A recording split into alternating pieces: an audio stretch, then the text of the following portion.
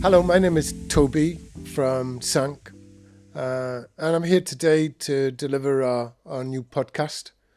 Um, the subject of what I want to talk about is the sort of power of soft skills, the consensus that soft skills needs to be rebranded as power skills, the consensus that companies and organizations fully recognize that these are, for want of a better word, the foundational skills for future organizations, and that these skills actually deliver results that are tangible: innovation, creative thinking, problem solving, but that somehow or other they're missing in action in reality.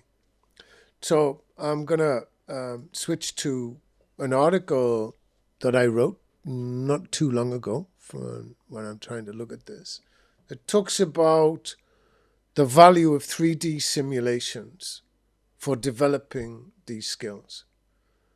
In particular, one of the things that we're beginning to understand is that if you come from a background of being embedded and enmeshed in a training organization or a team which is hierarchical in its nature, is command and control, even if it operates in a sort of multi-team breakdown of silos type organization, it's still a top-down process. How difficult it is to come from that perspective and to fully understand the requirements necessary to transform your organization into one that adopts a multi-team strategy, empowered teamwork, collaboration, aligning goals, iterative project management, and so on and so forth. This particular article is centered around crisis management. And it looks, what you're going to find is how and why a 3D simulation is something which can promote and nourish your teams in the development of these skills. Well, it begins by setting the context that adaptability, that learning agility, that resilience in this case are habits. That you have to work at them to become competent in them. What I mean by that is that so much of the training courses that we experience are information giving processes, whether it's an LMS system that tries its best to use blended pedagogy, mixing videos and questionnaires and games to try and get you to learn. One of the things that is almost impossible, it's not entirely impossible, but the piece that's missing is the practice side of knowledge in this sense. Sure, there's a knowledge acquisition in soft skills, right? This is the landscape, these are the key things that you need to learn, these are the objectives. But in and of themselves, you need to actually be faced with a challenge, faced with difficulty, in order to get better at communication, collaborating, being action orientated. You can't think yourself better in the same way you can't think yourself better to get at doing martial arts or to get better at learning a car. You actually have to do it, you know. And here in the article, what we're talking about here is that it's action orientation, you know. So the kind of I use this word, the IQ wand, you know, that if you have a team of people, particularly at the top in an organization, that come from an exam-orientated background, both in their schooling education, then university, and then corporate education, where filling in tests equals ability, well, that's going to bring you problems. It's your actions, the way that you behave in a crisis, in something that requires speed. Yeah, that's where soft skills are at. You know, the question is, when you're in a crisis, right? If you, what I mean by this is, for example, crisis management teams spend a lot of time on plans. They spend a lot of time sometimes on wargaming. Well, some teams do, and some teams absolutely don't. All right, but nevertheless, even if you've got a plan, no matter how good that plan is and how good the scenario planning that you've done, the scenario management of it, the wargaming of it is, you ask any military person or first responder in what we call in the UK blue light services, that when that plan meets reality, well, the plan is worthless, you know. And it's no good digging in your drawer in your desk to get plan B. This is what we need to do. All right? What you have to be able to do is to adapt. You have to be able to work at speed, solving problems. And we're not just talking about one. It'll be a whole series of problems. And they'll be from the catastrophic to the normal. From communication skills, where people start to argue and start to lose it over minor communication errors. That is, on one side, the team member did not verify with the other side, whoever they're talking to, that they fully understood the instructions or the demands or the key points in the message that they're given. All right? And they start to blame each other. That's at a low level. In that low level problem, where they misunderstand something, because somebody does something different or somebody doesn't hear something, can turn into an absolute disaster. You know, this is an example of, I don't want to have a go at Zuckerberg on this, but it's just an interesting example that he had 15 minutes to respond to a crisis, and it took him 4 days. Right? In a crisis, you spend 4 days doing that, and it's catastrophic. Right? Your ability to move at speed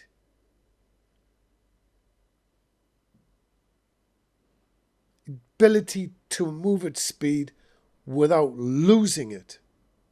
All right? That doesn't mean necessarily that you're as cold as a fridge, right?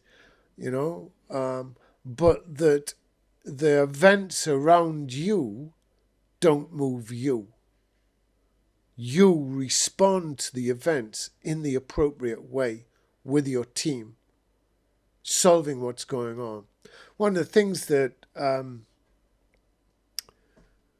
we think when we work with teams is that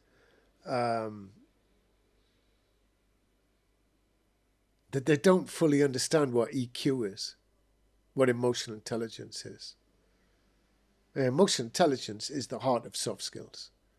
If IQ is the essence of hard skills, then really emotional intelligence is the centerpiece of what soft skills and power skills are, you know.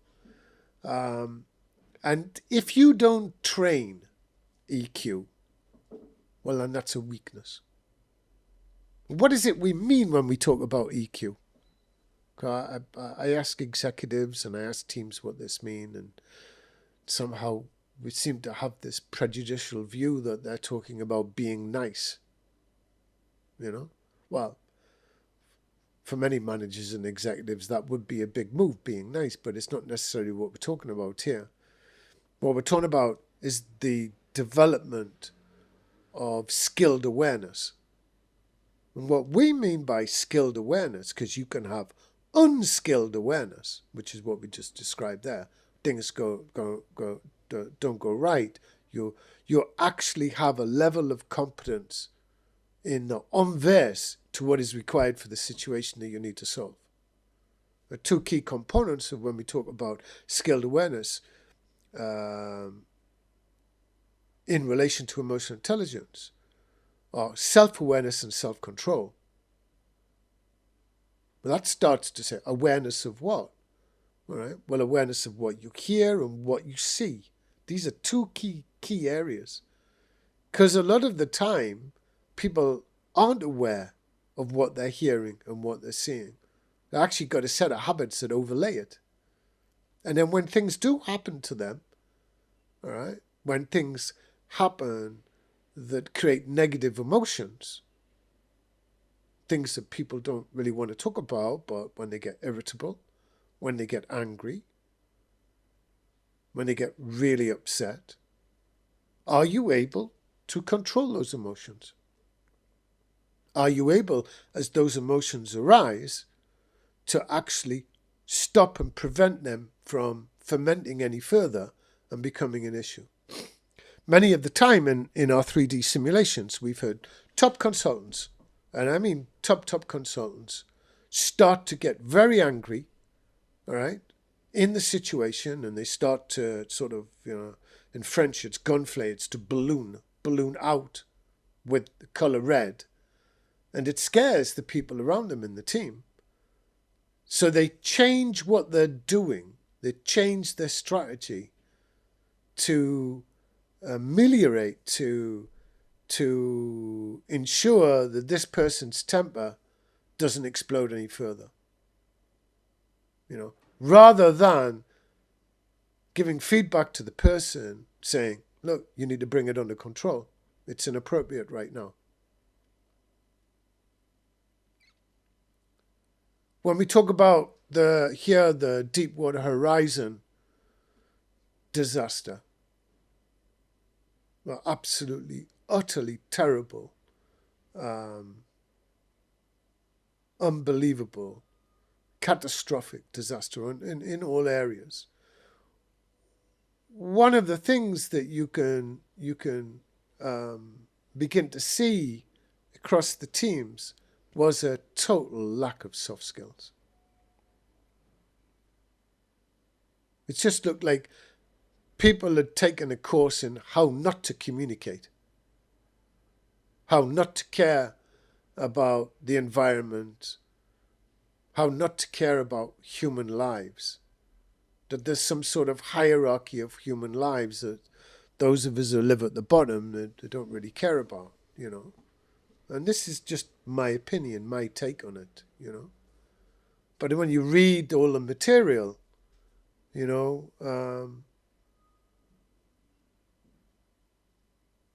just seems that EQ is missing in action. I think one of the things was we start to make a comparison. So what is it that we have? We have a 3D simulation. The simulation is a video game. It's centered around teamwork and leadership training. It presents 40 different challenges broken down into 11 chapters. At the heart of this is difficulty. All right? It's like managing, you're coming in, you receive briefing documents up front, and you have to complete the 40 challenges in 11 chapters working under pressure.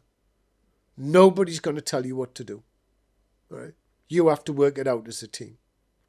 Well, for many teams, that's terrifying. In the last couple of days, I've been working with one of our partners, NextMind, and one of the things that they begin to see is that people do not know how to learn. It's almost that they've been conditioned by working in organizations not to think for themselves unless somebody tells them what to do. And that, in fact, it's a danger to the business if they start to think by themselves. Well, it's terrifying, that, you know. But it's actually, there's a truth in there that people have spent 25, 30 years working for different organizations when in really the main conceptual philosophy that exists within human resources and at senior levels that organizations are basically in some way or another some form of machine with various parts, and you are part of the parts. And your job is just to make whatever bit you're responsible for go round and fit with the others. Here, when we play the game, one of the things you begin to realize is that you all have to be on the same page at the beginning. What is your goal? What are you setting out to do? Are you all aligned on? And we're not just talking about the overall mission statement that we'll can see, cascaded throughout organizations. Here we're talking about a project goal. What is it we're doing? What is it we want to achieve right now? How are we going to do that? Working under pressure. All right? Having done that, how do we need to work together? How do we need to collaborate? How can we communicate? All right? What are the problems that we're facing now and that we're going to face as we go through this? All right? How are we going to work on these? And being action orientated. Let's go do stuff. Let's iterate. Let's experiment. These are soft skills. When I describe and my team describe as coaches to our clients, to others, that these are soft skills, they look like they're shocked. Wow, that's soft skills. Yeah, that's soft skills. That's power skills. And at the heart of those skills, I want to reiterate again, right, is skilled awareness. Because skilled awareness is the key that unlocks difficulty. Because what we discover in the 3D simulation is if the teams get their act together, all right, and we do see that happen, all right, and that their self-awareness and that their self-control, and they start to develop a team radar and empathy, all right, and that they take risks, then the game gets easy. The game's no longer difficult. In the skills that they learn within the simulation, that they hone, because you can't just do the simulation one time. You're just not going to learn anything. It's like learning the rules of football. You go play football for 1 hour, first time you've ever played it, it's not going to happen. You're going to be a rookie. You need to think that I'm going to take my rookie skills, all right, and I'm going to become a champion in these skills. I'm going to become a black belt. Well, that takes time to do that, and that's what we work with. So here, what we talk about, we take the comparison with elite sports skills. The training, right, is not an anathema. Is not your enemy, which is really seen like that in business. We once did a training course for very big training course for a big French insurance company. And at the feedback session at the end, one of the guys stood up and said, we just spent the last 2 days doing training in CinQ. It was one of the early versions of CinQ, one of our prototypes. And he said, but this is not training. kind of all the coaches and senior people around the room said, so we're shocked. And he said, and we said, why not? He said, because you're actually working at it. Wow. If you're listening to these, I was shocked. Because I was shocked at both the truth, his emperor's got no clothes moment, and the reality of what he said. Somehow this person was in his middle 30s, he'd been working for this company for 10 years, and he'd never done a training course where he worked at it. What's the point of the training then? Because I'm lost.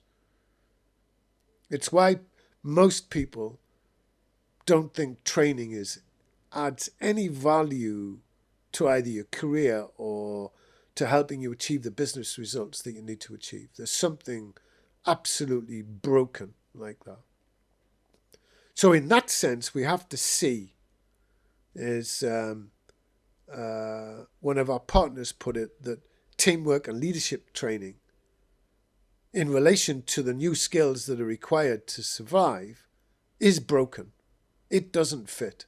That you have to start rethinking the game. All right? Because the rules really have changed.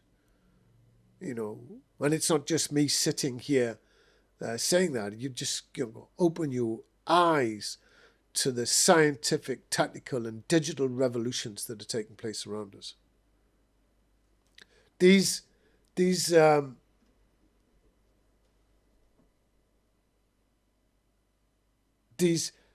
changes are both minute, interdependent, all right, and like a snowball rolling down a mountain, if there are any mountains left with snow on, right, gets bigger and bigger and bigger and becomes something ginormous,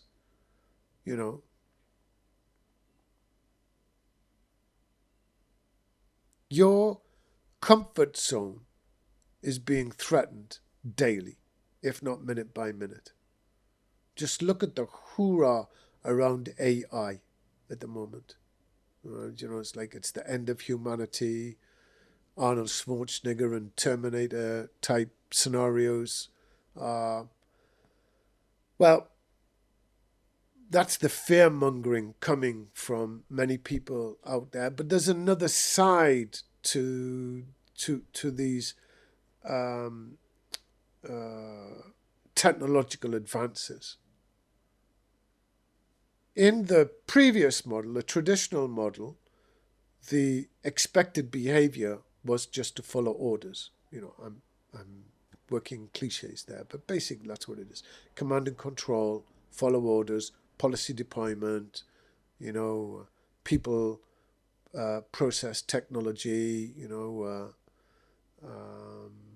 machine philosophy, even people turned it into, computers and software type models of organizations, right? A new model is very much around the human spirit. That's the development of internal skill sets that allow you to adapt at speed.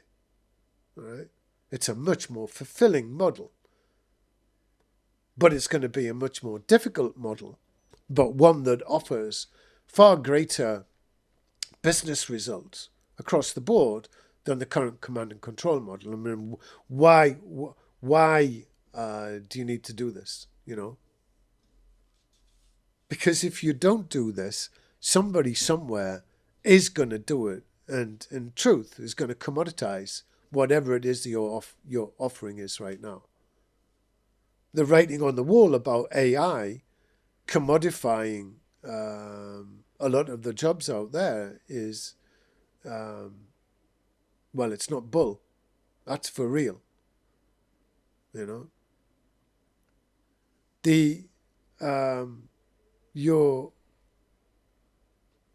Your real need is to recognize that adopting a new set of skills requires you to unravel the habits that got you to where you are now. And that's going to be really difficult. That's why you need something like a 3D training environment, something where you can bring your teams and your leaders to be able to face themselves in real situations that bring the stress, the panic, the difficulty. They raise the emotional angst of the participants in such a way, right, that it really replicates, to all intents and purposes, what you would experience in the real world. And it allows them to hone these skills in such a way that when they do return to the work environment, right, that they're able to have a skills transfer that in that moment helps them. And we can see this again and again with the teams that we work. So you'll be able to catch this article in the bottom of the YouTube where it says see more, etc. I hope that you found it interesting. If you do, then I'd be very grateful if you press the like button and if you subscribe. And thank you. I'll catch you on the next one.